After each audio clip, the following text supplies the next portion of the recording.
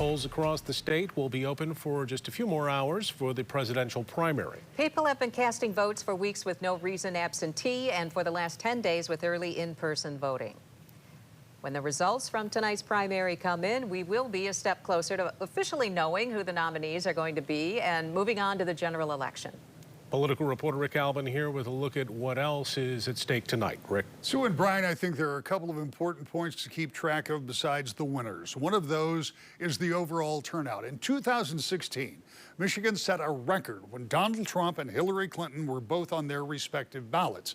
34% of voters turned out in a highly watched contest that saw Trump win in the GOP contest and Bernie Sanders win the Democratic race. For Democrats, it was a surprise, and for Sanders, and maybe a sign of trouble to come in the state for Clinton, who became the first Democrat to lose the state in the general since Michael Dukakis in 1988. But that was a heavily contested election, very different animal from what we have today. This election probably going to be a much lower key with a lack of enthusiasm for a rematch between Biden and Trump and a feeling of resignation that that's where we're heading. I don't think we'll reach anywhere near 34% in this election. Democrats have an incumbent president, Joe Biden, with no serious opposition. The one thing to watch is uncommitted. Supporters of Palestine and a Palestinian state have told like-minded voters to choose uncommitted as a way to send a message to Biden and his administration about the growing frustration that they have about the war in Gaza.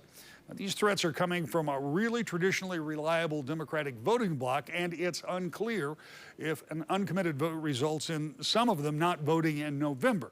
If so, in a state with a narrow margin, that could be a problem for Democrats. But seems unlikely at this moment, but it really will depend somewhat on the percentage. Anything above, say, 10% uncommitted would be something we'll have to look into further. And for Republicans, Donald Trump is expected to dominate as he has since Iowa. Nikki Haley on the ballot in a state for the first time this year where she spent little time and money compared to the vast investments in Iowa, New Hampshire, and her home state of South Carolina where she lost handily. It's where Haley needs to break out, say 30%. Might show some momentum, but at some point, and I think that will be on March 5th, Super Tuesday, the delegate math is going to get away from her.